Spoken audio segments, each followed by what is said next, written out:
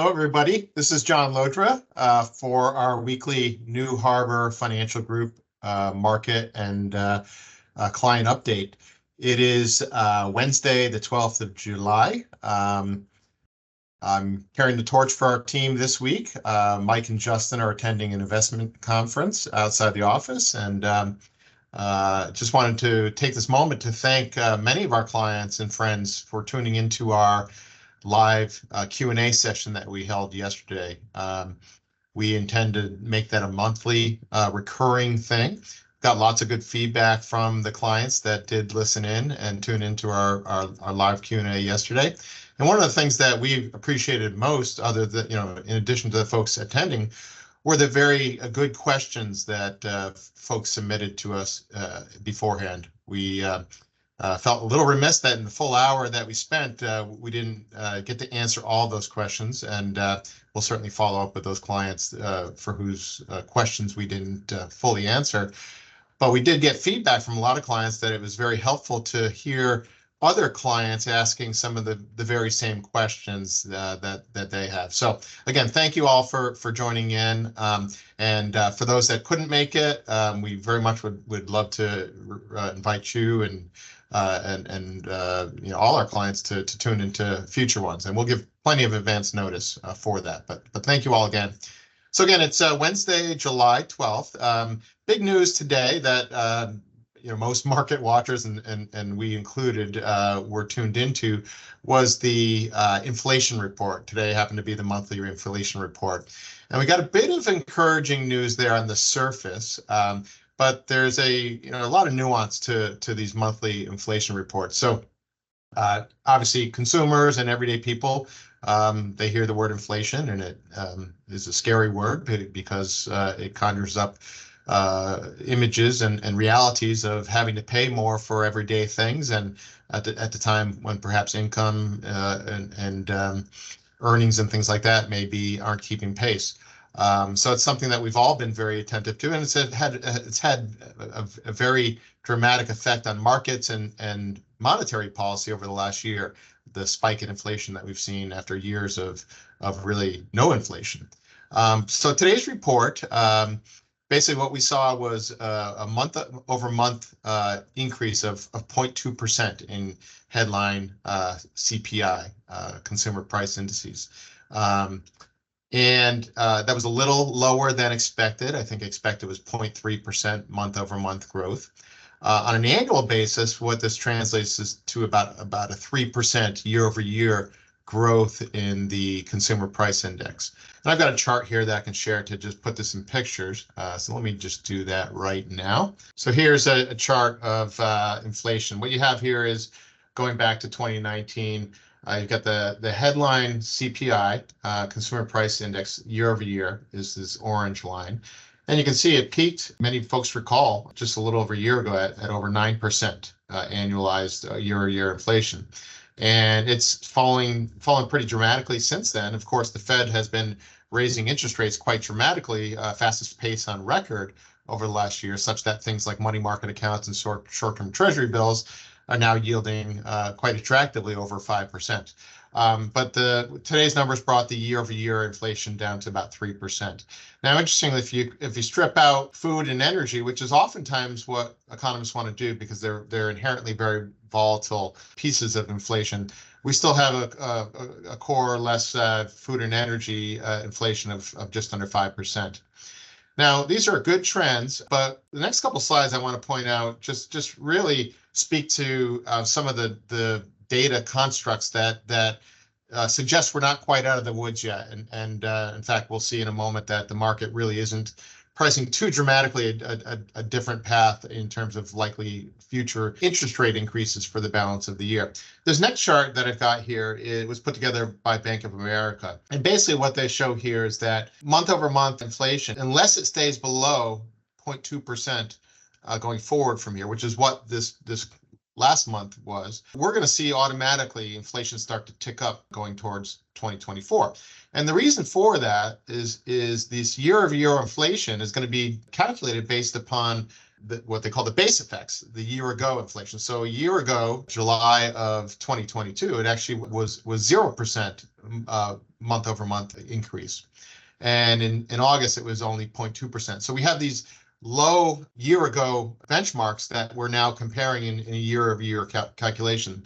So it's quite likely, in fact, the market is pricing in a probability that we're going to see inflation kind of not continue to drop in the same way, but to actually probably even tick up a bit as we go. The next chart really just speaks to the echoes of the past, that it really has been the boogeyman facing the Federal Reserve in their interest rate policies. Basically, this is a chart from the late 60s into the early 80s. And what you had here is a period of three very profound spikes of inflation. The last spike, which got us up to 15% area, that was hugely damaging to the economy and to consumers and to financial markets. So the Fed has been very concerned about repeating the mistakes of letting off the gas pedal too quickly and not nip inflation permanently in the bud. So all to say is we think there's going to be some more interest rate increases. If you look at the federal funds futures rates, the market has barely changed the expectations. In fact, there's still over 90% chance that the market is pricing in an additional 25 basis point, 2.25% increase in the federal funds rate at the July 26th meeting. And even greater if you go out to by December. The long and the short of it is the market's still pricing in a likely one or two more quarter point interest rate increases throughout the balance of this year, including at the upcoming July meeting. But what will likely be the case, unless inflation starts to pick back up dramatically again, is a slowing down, not a reversal in interest rates. We think current rates will stay at or slightly higher on the short end as to where they are now. We don't expect at all any likelihood, nor does the market, of a Fed dramatically starting to lower interest rates again, unless things really start to unravel in markets and whatnot. So just a little bit of economic wonkiness here that has real implications for markets. And, in terms of the market reaction today, most asset classes rose on the slightly better than expected. But the asset classes that rose the most were things like precious metals and precious metal mining companies. The basket of gold miners, if you measure some of the ETFs that, for example, that we hold for clients, they were up 4 or 5% today at various points, and we're up about 3 to 4 times what, for example, the S&P 500 was up on today. So some of these things that have been somewhat struggling in our client portfolios in recent months got a real strong boost today. Another area, bonds rallied a bit because interest rates pulled back. One big reason for that is the dollar sold off pretty hard. Basically, the market is perceiving a more benign rate increase path ahead. So the dollar sold off. In other words, the dollar's attractiveness as a place to flee to on the presumption of continuing increases in short-term interest rates, that sold off a bit. And that's a huge tailwind if that trend continues to things like precious metals and mining stocks, as well as bonds.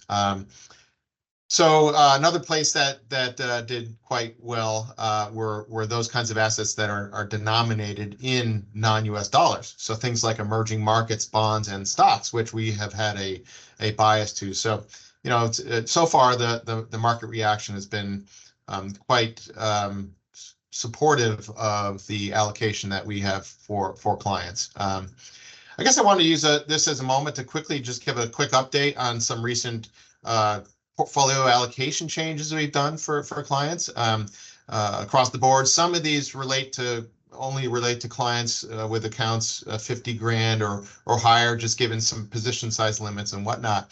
But we have been observing some expansion of broadness in the market rally this year. So far this year, it's been a very narrow rally supported by just a handful of stocks.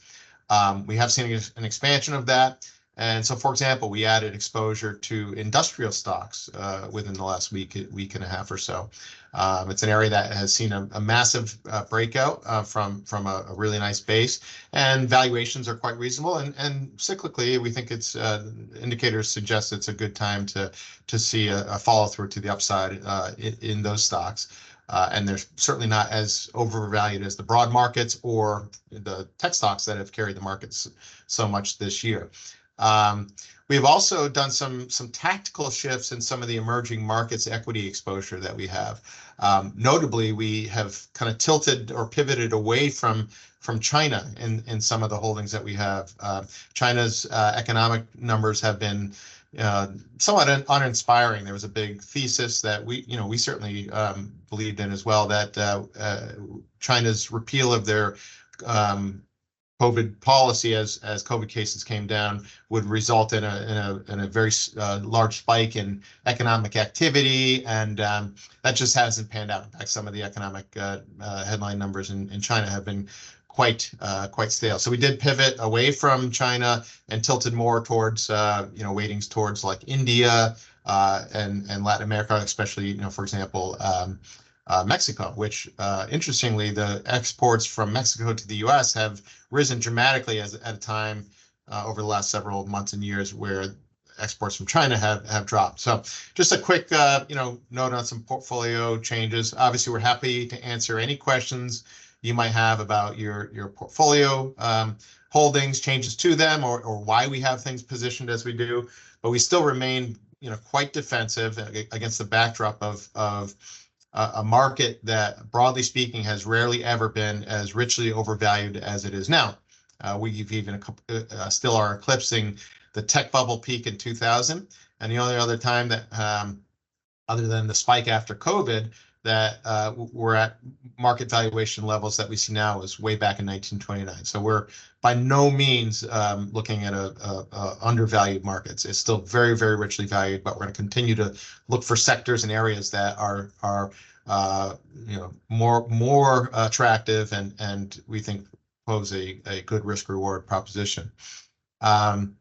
I guess in the category of things we talk to clients about, other than just investing in markets, which are, there are many things, whether it's estate planning, later in life healthcare planning, housing and housing market has been one that's been a big topic of discussion with us and our clients. And I raised this, Michelle Moss and I did a talk about this a couple of weeks ago. Hopefully you saw that video where we touched upon some of the recent trends. But I did want to call out this week's video that we shoot with Adam Taggart will be in part a commentary in response to a great conversation he had with Nick Jerley. He's a young, very talented housing analyst, and it's a great discussion that I encourage folks to watch because it is on the minds of many of our clients, younger and older, whether looking to buy or sell. And there's some really interesting, kind of trends that are emerging here that seem to favor the likelihood of still being able to sell for sellers at very, full prices. Average retreat in prices nationwide is only about 1% from the peak. So by no means has the market pulled back dramatically. Some areas, local areas, it's pulled back quite a bit more, but still a good time to think about selling if you're in a sell your house mode. But rents, encouragingly, are starting to decline nationwide, and that bodes well for folks that have the ability or the flexibility to think about selling and waiting out an expected price drop that we and certainly in this talk that Adam Taggart at Wealthion had with Nick Jerley. Expect having some time to wait it out in a rental situation to hopefully pick a more ideal time to buy. But I did want to call your attention. I'm not going to rehash the whole conversation there right now because we'll encourage you to watch that. We'll send that video link out on Friday, July 14th. Anyways, well, those are just a couple items that were on my mind I want to share. Obviously, these videos are by no means meant to replace the individual conversations and reviews that we have with our clients. So please pick up the phone, email us, whatever. walk in the door if you're local. We're happy to talk with you and answer any questions or concerns you have. But until then, we wish you all a great day, and we thank you for tuning into these videos. And please, if you would, like the YouTube channel here and subscribe. It'll be a more automatic way for you to get these updates that we've been getting some very good feedback from our clients on.